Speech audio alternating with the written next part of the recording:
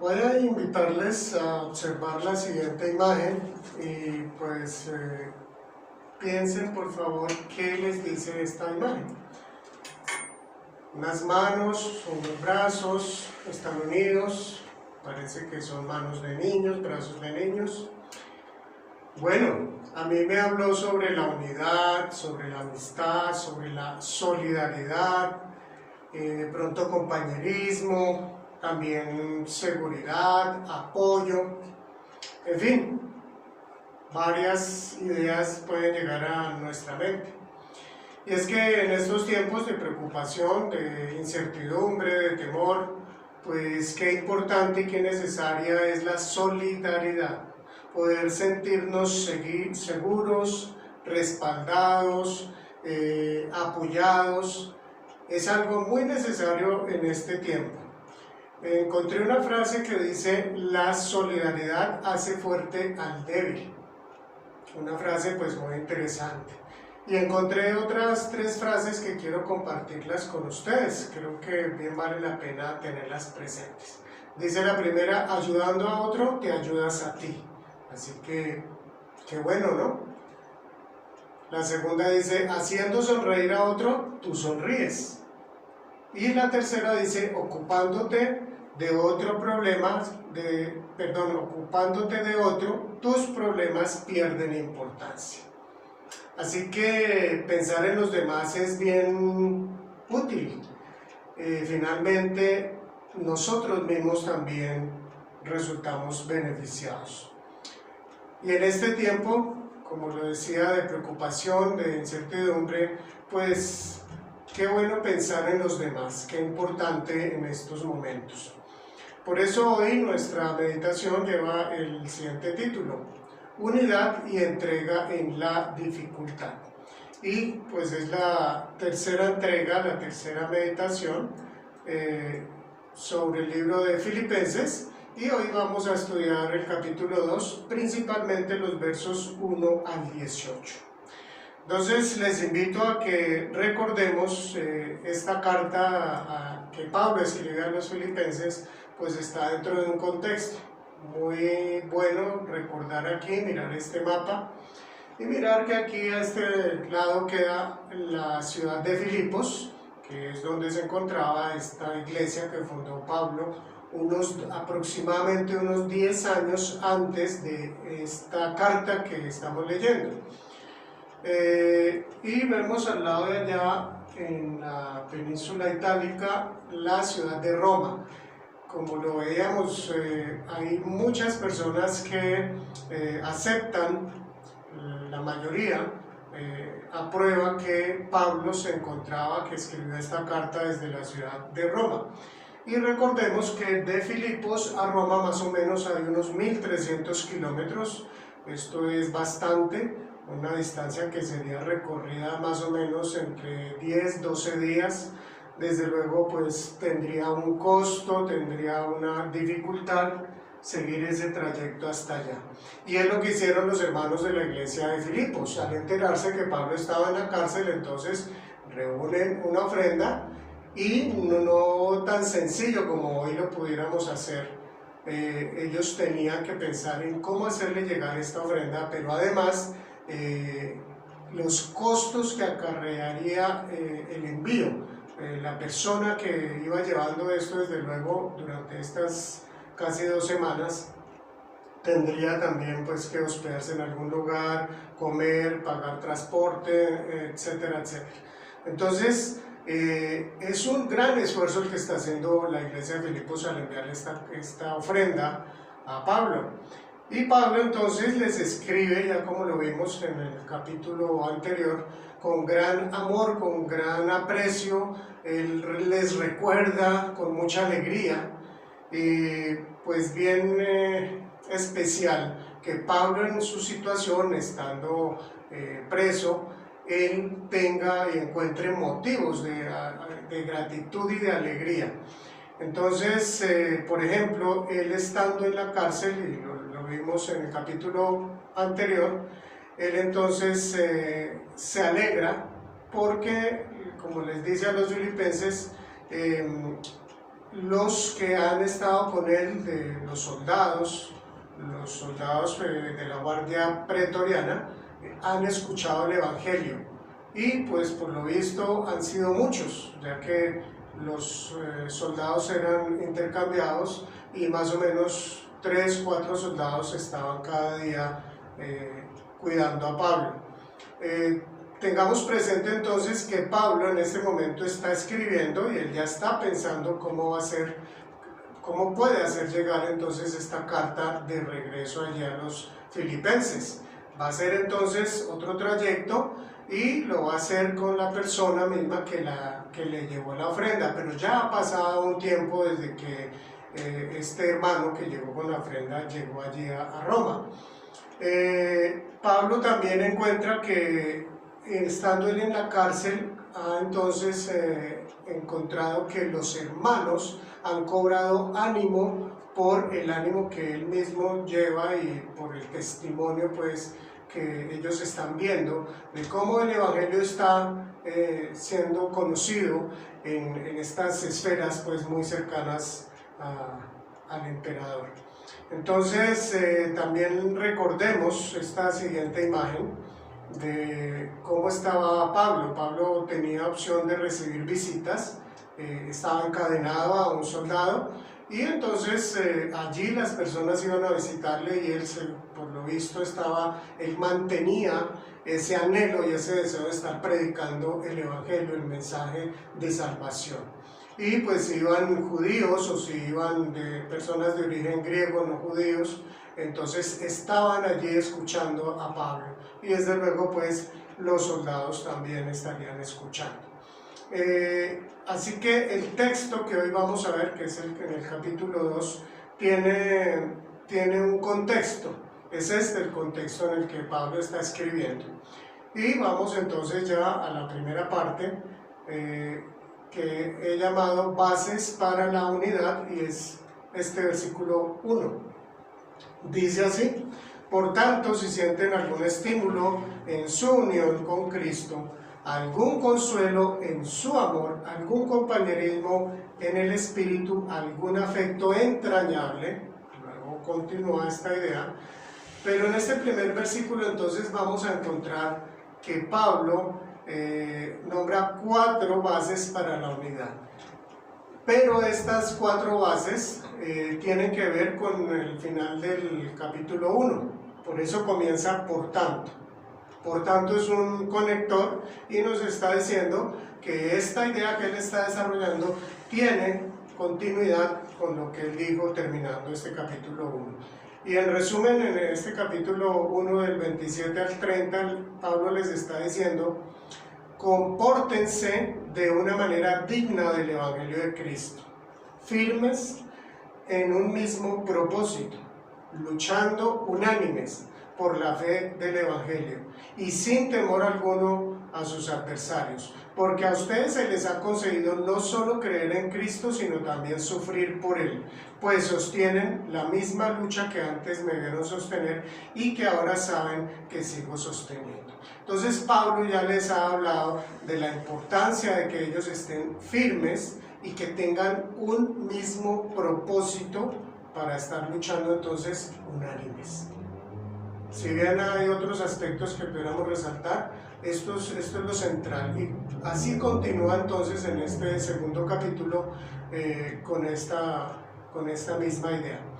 Así que ya que Pablo les ha animado, los ha exhortado a que trabajen y luchen unánimes por el Evangelio, entonces ahora nombra estas 4 bases para la unidad. ¿Cuáles son estas 4 bases en este primer versículo? Dice la primera: si sienten algún estímulo en su unión con Cristo. Ese si sienten algún estímulo no es una frase, unas palabras que indican duda, no. Pudiéramos más bien interpretarlo incluso como una pregunta retórica, es decir, cuya respuesta sabemos que es afirmativa, entonces pudiéramos decirlo así: ¿hay algún estímulo en pertenecer a Cristo? Entonces la respuesta sería desde luego que sí. Sí hay un estímulo. Hay entonces ese estímulo que también se puede traducir como consuelo, como ayuda.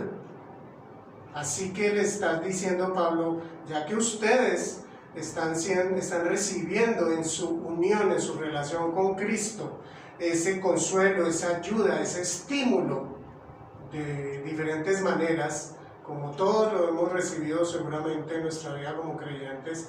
¿Cómo hemos recibido ese apoyo, esa ayuda, ese consuelo? Leyendo la palabra del Señor, algún texto que nos ha impactado, una canción de alabanza que nos llegó profundo y nos dio también fortaleza, o una palabra de ánimo que recibimos de algún hermano de la iglesia. En fin, eso es lo que está diciendo aquí Pablo. Así que una base para la unidad que Pablo está llamando aquí a los hermanos está en esa unión con Cristo. ¿Por qué? Porque recibimos, y todo el creyente recibe ese estímulo, ese consuelo, cuando está entonces, ha entregado su vida al Señor. La segunda entonces dice, si sienten algún consuelo en su amor. Esa sería entonces la segunda base, el consuelo en su amor. ¿Cómo lo podríamos decir en forma de una pregunta retórica? ¿Existe algún consuelo en su amor? Entonces la respuesta desde luego es sí. Pudiéramos entonces decir, ya que ustedes, o ya que los creyentes reciben o recibimos consuelo en el amor de Dios, en el amor de Cristo, entonces ya está aquí la segunda base. La primera, el consuelo en esa relación con Cristo. La segunda, ese consuelo en el amor de Cristo. Y Pablo entonces les está diciendo que ellos están experimentando ese amor de Cristo, y esto les debe animar a manifestar ese amor a otros, a los que le rodean. Nosotros realmente antes de ser creyentes y aún siendo creyentes, pudiéramos decir que damos la talla, somos perfectos o nos merecemos pues esa salvación. No, esto no es así. Aquí vemos el amor de Jesús. El amor de Cristo es un amor extremo, es un amor inexplicable, es un amor que no merecemos. Es un amor que simplemente Él decidió darlo a cada uno del que quiera recibir ese amor. Somos imperfectos, somos rebeldes, somos débiles, tenemos muchos defectos, pero ese amor nos consuela. Ese amor entonces nos invita a expresar con otros hermanos ese amor, tener un amor mutuo, y esto facilita la unidad y facilita la armonía. Bien, pasamos entonces a la tercera base en este mismo texto, que dice, sí, algún compañerismo en el espíritu. Entonces, si han sentido algún compañerismo en el espíritu, entonces desde luego que sí. Es la tercera base para esa unidad que se requiere, que Pablo está hablándoles a estos hermanos de Filipos y a nosotros desde luego también. Entonces, cada creyente cuando nace de nuevo recibe el Espíritu Santo y tiene ese compañerismo con el Espíritu Santo. Entonces, esta pregunta desde luego, como ya lo he dicho, es afirmativa, sí. Todo creyente, y los hermanos de Filipos han recibido el Espíritu Santo, y entonces tienen desde luego ese compañerismo, esa comunión con el Espíritu Santo, con Dios mismo. Y entonces esa presencia en la vida de cada creyente nos invita a que tengamos esa unidad también con los hermanos, una comunión con los demás creyentes, con el cuerpo de Cristo. Tenemos todos el mismo Espíritu, el Espíritu Santo morando en nosotros. Y por último, ya la cuarta base para la unidad es entonces aquí terminando este primer versículo que dice, si sienten algún afecto entrañable. Este afecto entrañable lo pudiéramos también traducir, interpretar como tener un corazón tierno y compasivo, un corazón misericordioso. Ese es el afecto entrañable. Entonces, ya que nosotros recibimos de Cristo esa misericordia, también estamos siendo motivados para tener misericordia con los demás hermanos. Así que recordemos que Jesús nos perdonó a nosotros, tantas cosas nos ha perdonado, tantas imperfecciones, rebeliones, tanta rebeldía, pecados, en fin. Jesús nos ha tenido misericordia. Entonces esto nos debe animar y motivar también a tener misericordia hacia los demás hermanos, cuando nos ofenden, cuando cometen algo que no esperábamos y que nos duele. Entonces esa misericordia también favorece, facilita la convivencia armónica y pacífica en el cuerpo de Cristo. Entonces Pablo, que ya les está diciendo esto, ya que ustedes han recibido estos 4 galardones, estos 4 premios, estos 4 regalos por estar formando parte del pueblo de Cristo, sigue entonces ya en este segundo, tercero y cuarto versículo con el camino a la unidad. Entonces dice: llénenme de alegría teniendo un mismo parecer, un mismo amor, unidos en alma y pensamiento. No hagan nada por egoísmo o vanidad, más bien con humildad consideren a los demás como superiores a ustedes mismos. Cada uno debe velar no solo por sus propios intereses, sino también por los intereses de los demás. Aquí entonces Pablo ya dice cómo realmente esos galardones, esos regalos, esos premios que hemos recibido nos llevan a la unidad. Pablo desde luego está contento, feliz, está alegre, como ya lo ha expresado, más aún al haber recibido la ofrenda de estos hermanos de Filipos, pero entonces les dice: llénenme de alegría. En otra versión, en la Reina Valera, dice: completad mi gozo. Es decir, ese gozo que tiene, le falta como algo, un poquito, y él entonces ya les dice que cómo lo pueden hacer, teniendo un mismo parecer, un mismo amor, y que estén unidos en alma y pensamiento. Entonces parece que en esta iglesia de Filipos ya había esa flaqueza, esa debilidad en la iglesia, había ese vacío, estaba faltando que hubiera mayor unidad. Y lo encontramos allí en el verso 2 del capítulo 4, ya en el último capítulo, donde Pablo hace algo pues que no es muy común. Él dice: ruego a, y nombra 2 hermanas, dice: ruego a Evodia y también a Síntique que se pongan de acuerdo en el Señor. Al parecer entonces ahí ya había un desacuerdo, una falta de unidad entre estas 2 hermanas, y seguramente esto había afectado también a la iglesia. Llama pues la atención esto que hace Pablo allí en este capítulo 4. Entonces, como dice ya el verso 3, no hagan nada por egoísmo o vanidad, más bien con humildad consideren a los demás como superiores a ustedes mismos. Difícil, ¿no? Esto es duro más en nuestros días, que nos digan eso, ¿cierto?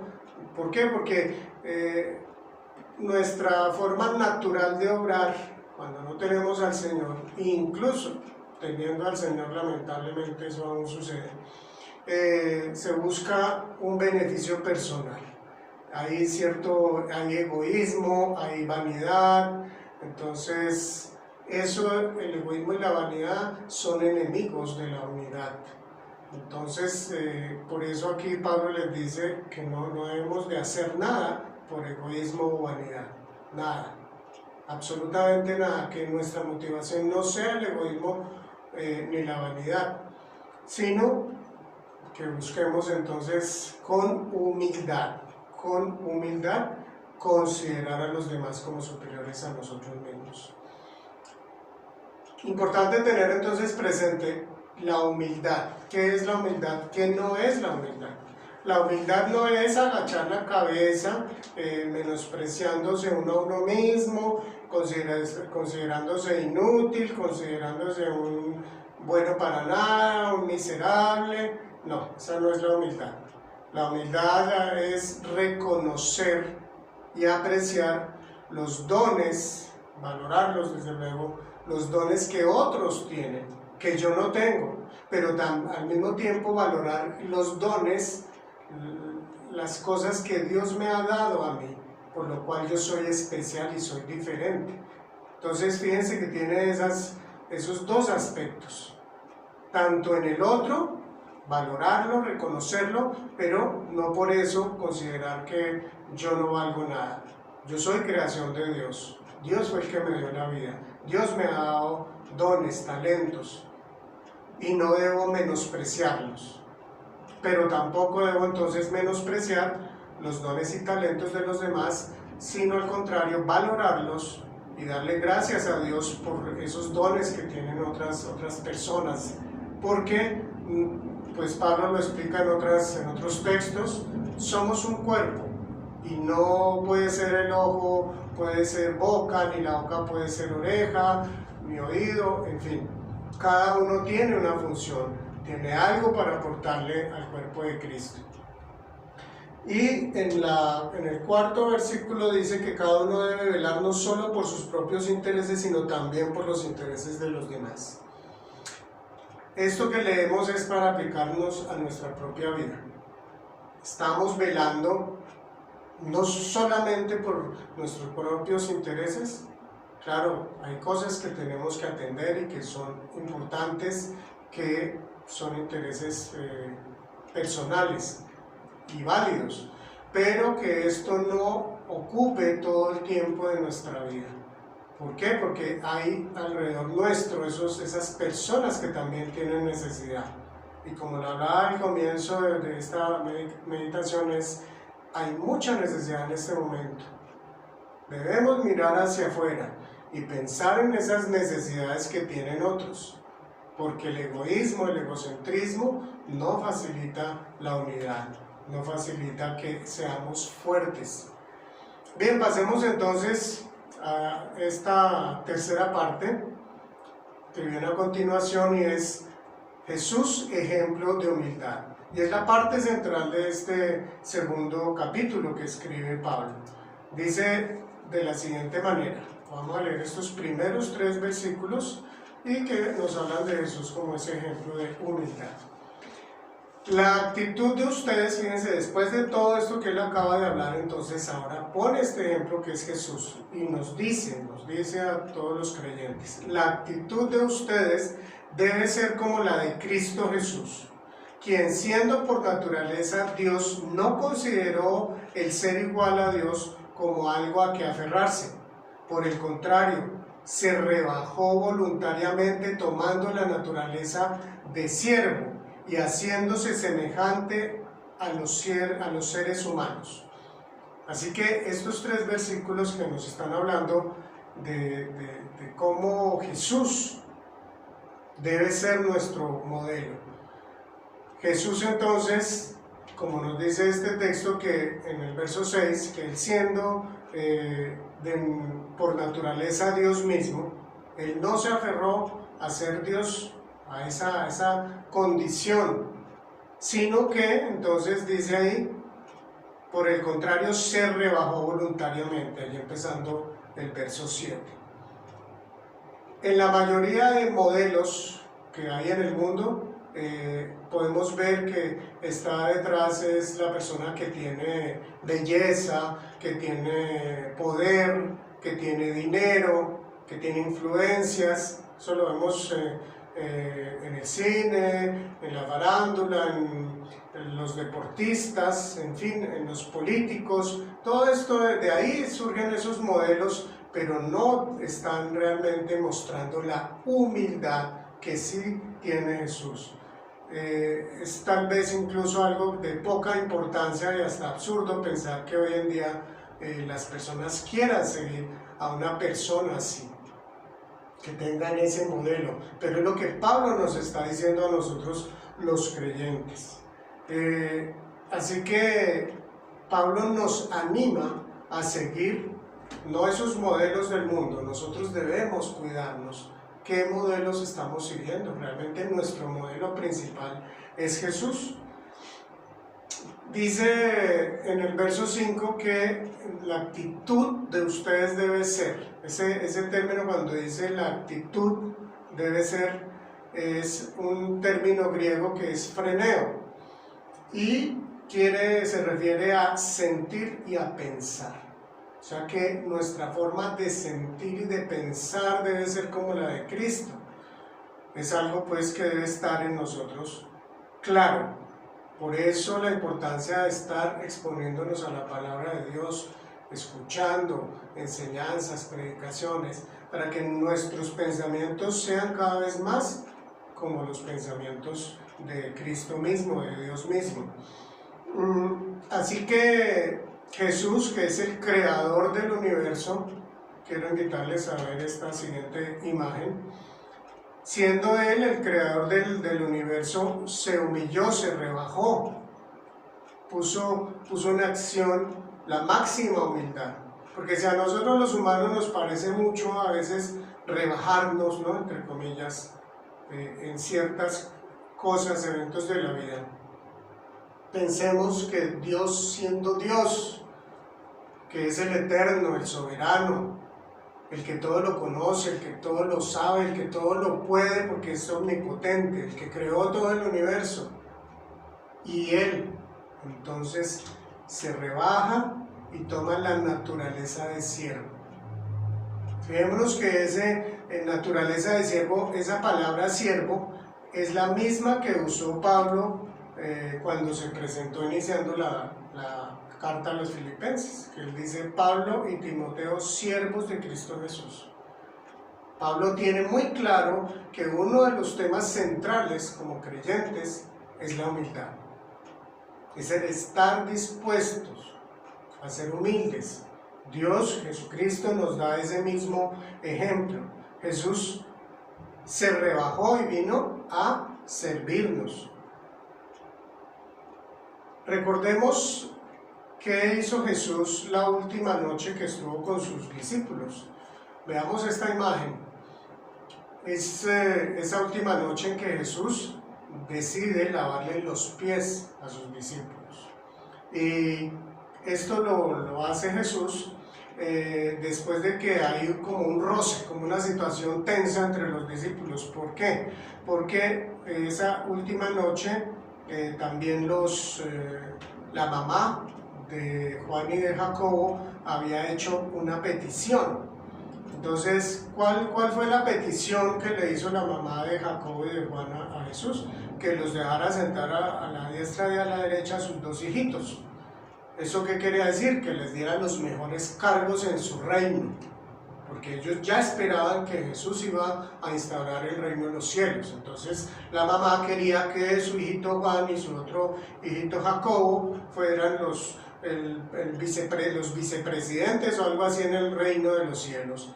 Y entonces Jesús le contesta y les dice: como ustedes saben, los gobernantes de las naciones oprimen a los súbditos y los altos oficiales abusan de su autoridad. Pero entre ustedes no debe ser así. Al contrario, el que quiera hacerse grande entre ustedes deberá ser su servidor. Y el que quiera ser el primero deberá ser esclavo de los demás. Así como el Hijo del Hombre no vino para que le sirvan, sino para servir y para dar su vida en rescate por muchos. Plot. Entonces Jesús aquí, como se dice, está apretando tuercas, está diciendo ese concepto que usted, señora, está manejando y que ustedes, sus hijos y los que están aquí alrededor escuchando tienen en mente. No es así. El Hijo del Hombre, o sea, Jesús mismo, vino no para ser servido, sino para servir. No vino a enseñorearse de los demás, como lo hacen los gobernantes de las naciones que oprimen a sus súbditos. Eso es la historia de toda la humanidad, de los gobernantes, de los que tienen algún poder. Eso es lo que el ser humano busca. Pero en el reino de los cielos, si nosotros realmente hemos entregado esa vida, nuestra vida sincera y totalmente al Señor, entendemos esto y dejamos que el Espíritu Santo obre en nosotros, que el amor de Jesús nos conmueva.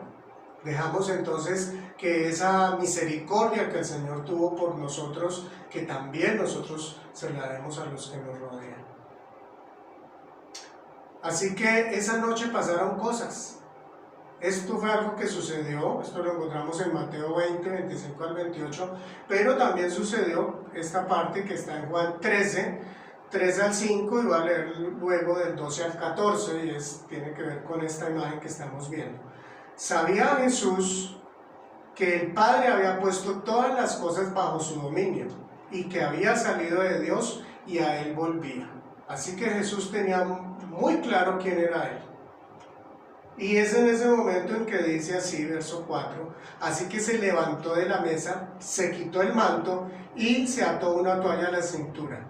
Luego echó agua en un recipiente y comenzó a lavarles los pies a sus discípulos y a secárselos con la toalla que llevaba a la cintura. ¿Cuál fue la respuesta entonces aquí?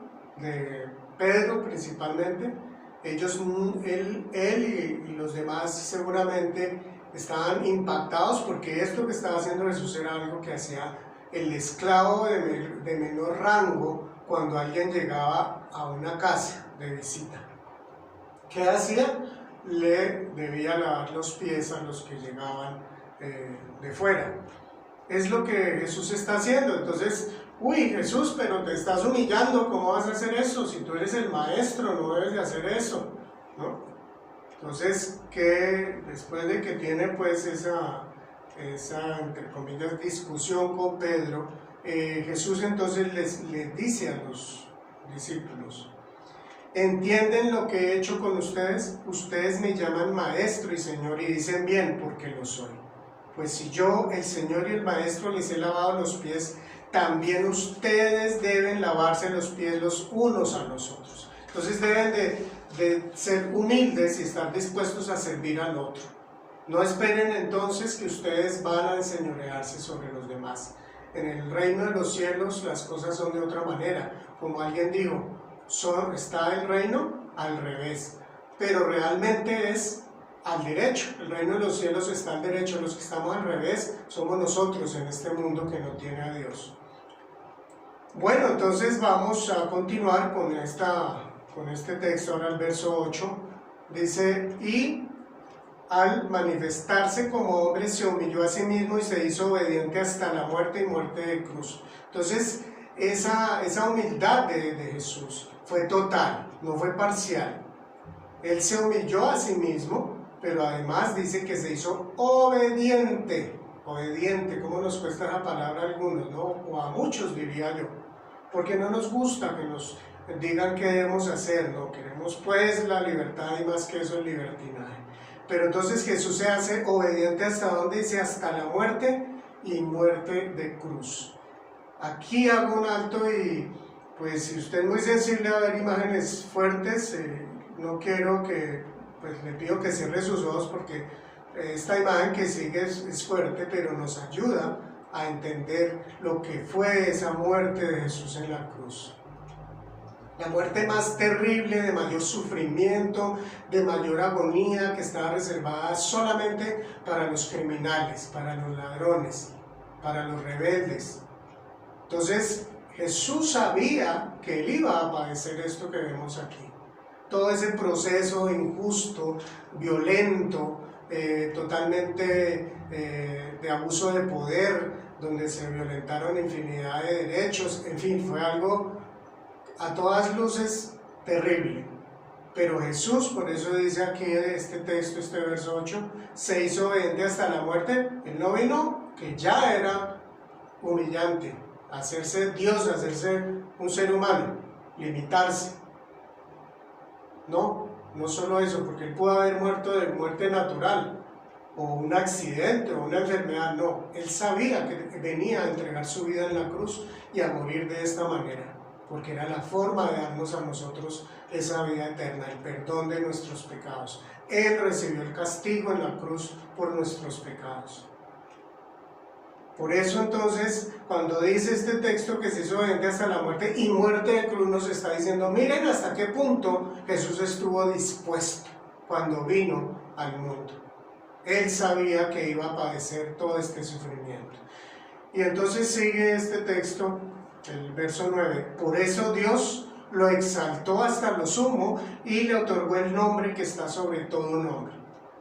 Miremos entonces la siguiente imagen, donde nos muestra entonces que Jesús es exaltado y recibe pues el honor máximo que puede recibir. Es entonces Dios mismo quien gobierna toda la creación. Y dice el verso 10 y 11, dice así, para que ante el nombre de Jesús se doble toda rodilla en el cielo y en la tierra y debajo de la tierra, y toda lengua confiese que Jesucristo es el Señor, para gloria de Dios Padre.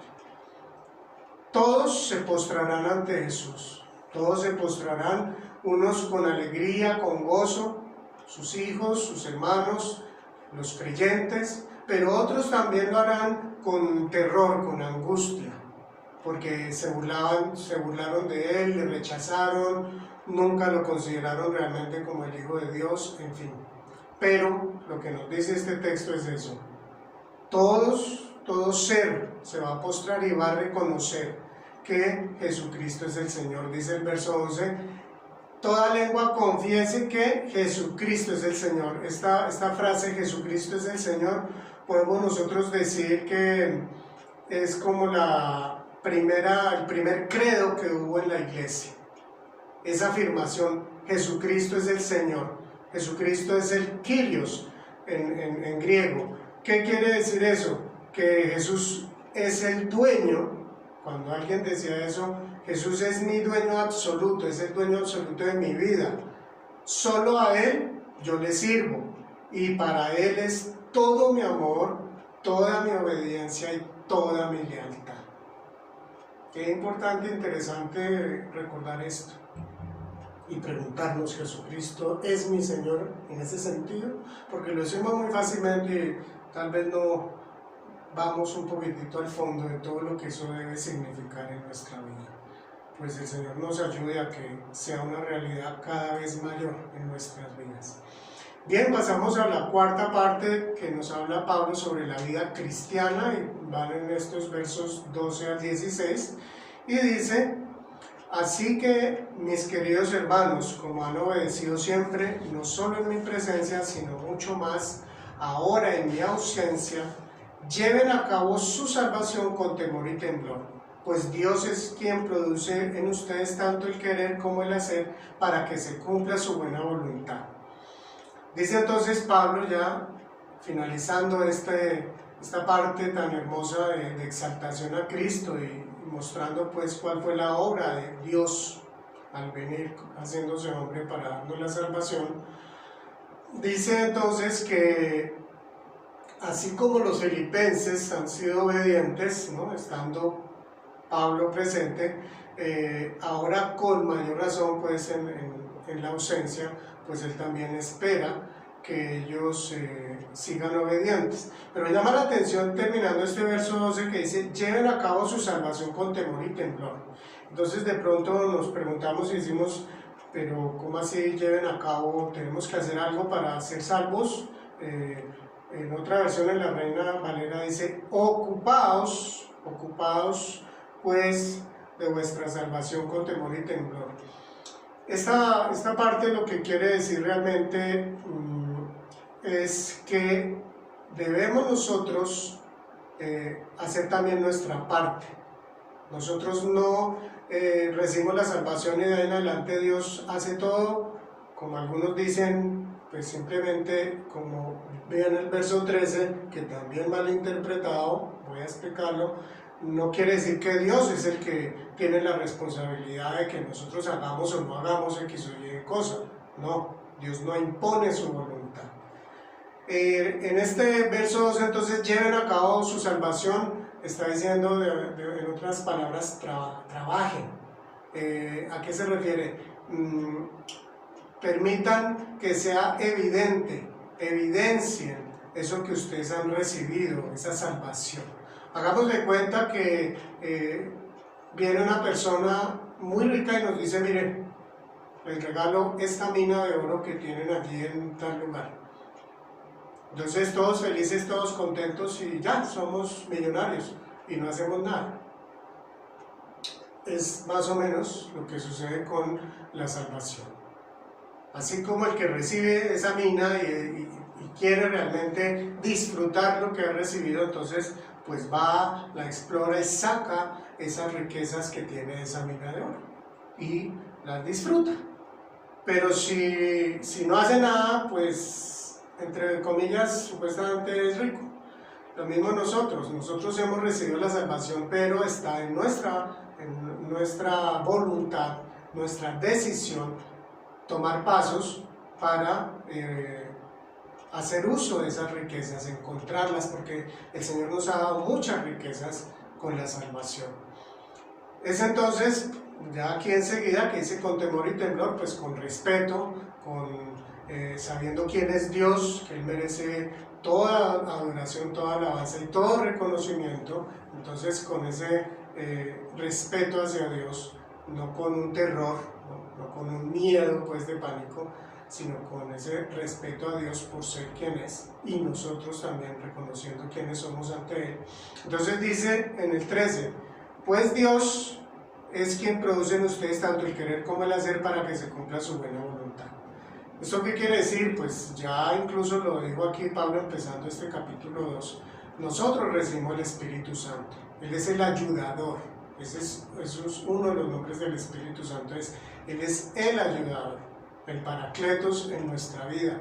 Es decir, Él obra en nuestra vida, Él nos inquieta el corazón para que nosotros tomemos entonces decisiones y nosotros hagamos su voluntad. Él no me lo impone porque no soy una máquina, no soy un robot, yo vivo en libertad, pero es mi decisión entonces dejar que el Espíritu Santo haga su obra en mí, obedecerle. Yo no puedo decir entonces, no, como yo no me estoy levantando a orar, eso es que Dios no quiere que yo ore, porque Él no ha puesto el querer ni el hacer en mí. Eso no es así. El Señor nos dio su palabra, el Señor nos habla a través de su palabra. Tenemos la iglesia, recibimos enseñanzas, entonces el Señor espera que nosotros obremos, trabajemos de esa manera consecuente y evidenciemos así lo que el Señor nos ha dado. Bien, versos 14, 15 y 16 que tiene que ver con la vida cristiana, entonces dice ahora Pablo, háganlo todo sin quejas ni contiendas, para que sean intachables y puros, hijos de Dios, sin culpa en medio de una generación torcida y depravada. En ella ustedes brillan como estrellas en el firmamento, manteniendo en alto la palabra de vida.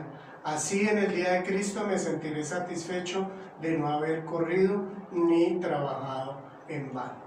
Así que en nuestra vida no debe estar esa queja constante que es muy habitual en el mundo de hoy en día.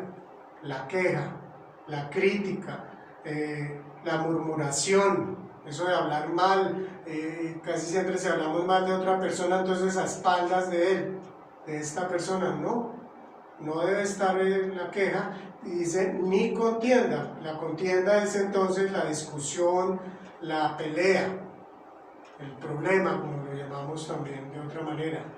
No debe formar esto parte de nuestra vida, pero no como imposición, sino como algo que surge naturalmente por lo que Dios nos ha dado, lo que Él ha hecho por nosotros, por ese amor y gratitud que hay en nuestro corazón. Pero si eso no se está dando, entonces vamos a mirar y a revisar la raíz, ¿por qué esto no está pasando en mi vida? Y desde luego, pues con arrepentimiento seguro que el Señor nos perdona y nos ayuda a seguir adelante. Y al decir aquí, terminando el verso 15, en ella ustedes brillan como estrellas en el firmamento, ¿en dónde? En ese mundo que vive en oscuridad, como aquí dice, una generación torcida y depravada. Es El Señor nos llama entonces a hacer esa luz, a brillar en medio de esa oscuridad que hay en el mundo entero que no tiene ni conoce al Señor. Y ya por último, versos 17 y 18, la alegría del cristiano. Miremos cómo termina esta parte Pablo. Dice: y aunque mi vida fuera derramada sobre el sacrificio y servicio que proceden de su fe, me alegro y comparto con todos ustedes mi alegría. Así también ustedes alégrense y compartan su alegría conmigo. Es impactante realmente ver cómo Pablo tiene claro lo que implica ser ese hijo de Dios, haber sido rescatado por Jesucristo. ¿Por qué? Porque él dice: aunque mi vida fuera derramada sobre el sacrificio y servicio que proceden de su fe. Pablo está en la cárcel y es posible que él pueda morir. Está en un momento incierto, pero él está tranquilo y él dice: pues si él llega a ser sacrificado, si yo soy sacrificado, en todo caso me alegro y comparto con todos ustedes esta alegría. Entonces, ¿cuántos estamos asustados hoy por el tema de esta pandemia? Y de pronto de muchos otros problemas y dificultades que pueden haber. Miremos a Pablo, tengamos esa claridad, no porque toca, repito, sino porque realmente tenemos esa relación clara y profunda con nuestro Señor. Y él termina entonces otra vez diciendo: así también ustedes alégrense y además compartan esa alegría conmigo. Ese gozo, esa alegría es algo que estaba presente en la vida de Pablo, aunque estuvieran pasando las situaciones más difíciles. Aquí entonces Pablo está invitándonos, nos está invitando a tener esa unidad como el cuerpo de Cristo, a vivir de una manera clara donde somos diferentes, donde no está esa angustia y ese desespero de no saber qué es lo que va a pasar, donde estamos dispuestos a entregar todo lo que sea necesario por las necesidades de nuestros hermanos en medio de estas situaciones de dificultad. Vamos entonces a recordar esta imagen que vimos al comienzo: solidaridad. Es muy importante y es urgente la solidaridad en este momento. Es algo necesario dentro de la iglesia, pero también hacia afuera, para que realmente otros conozcan el mensaje de salvación. Si tú no lo has recibido al Señor, no conoces al Señor, yo te invito a que lo hagas y formes parte de la familia de la fe. Que seas tú entonces bendecido por Dios, como Él lo hace y lo ha prometido hacer con sus hijos. Bien, algunas conclusiones, 4 conclusiones. La primera dice: todo verdadero creyente recibe el consuelo, el amor, el Espíritu Santo y la misericordia de Dios en su vida. Entonces, si hemos entregado nuestra vida al Señor con sinceridad, no simplemente cumpliendo ciertos ritos o dando algunas oraciones mágicas, porque de eso no se trata, sino con sinceridad, entonces yo recibo ese consuelo del Señor. Es ese amor que solamente Él puede darnos. Recibo el Espíritu Santo como sello, como dice la misma palabra del Señor, como arras. Yo ya estoy marcado como hijo suyo. Recibo entonces esa misericordia de Dios en mi vida. Segunda conclusión: el camino a la unidad es la humildad, que proviene naturalmente de una entrega genuina y total a Cristo. La humildad, como muchas cosas, yo diría, como todo lo que nosotros encontramos en la palabra de Dios respecto a nuestra vida, es algo que debe darse de una manera muy natural, en el sentido en que nosotros hemos hecho ese compromiso, hemos entregado sinceramente nuestra vida, entonces entendemos lo que hizo Jesús, entendemos que Jesús nos dio ejemplo de humildad. Y dejamos que el Espíritu Santo vaya transformándonos paso a paso, cada vez más a la imagen de Cristo. Y entonces nosotros podemos ser humildes con los que nos rodean, no de una manera falsa, ni postiza, sino genuina. Tercera conclusión: Jesús es mi modelo perfecto de renuncia, de humildad, de servicio y de entrega. Y todo esto lo reflejo en mi diario vivir. Entonces Jesús es el perfecto modelo de renuncia, humildad, servicio y entrega. Y es algo que debe estar presente en mi vida. Muy bien, cuarta y última conclusión: mantengo una actitud confiada en Jesús y sin temor me preparo para cuando parta a su presencia. Mantengo entonces esa confianza, pero esa confianza se da en esa relación diaria con el Señor, en ese compartir tiempo con Él, en ese tiempo de adoración, de sentir su presencia en mi vida, de dejar que Él me transforme, que cambie mis pensamientos de temor. En ese tiempo de oración en que yo derramo mi corazón, si tengo preocupaciones, y honestamente le digo al Señor, si Él conoce todo lo que yo tengo, lo que yo siento, Él lo sabe lo que yo pienso. Pero qué bueno cuando yo le expreso esto al Señor. Y Él entonces me fortalece, por eso puedo yo prepararme con esa actitud confiada, sin temor. Puedo prepararme para cuando yo tenga que partir. ¿Cuándo será? No lo sé, pero el Señor sí lo sabe. Y cuando Él lo decía, pues bienvenida sea también esa partida, porque es para estar en su presencia, en la presencia del Dios perfecto, eterno y amoroso. El Señor te bendiga.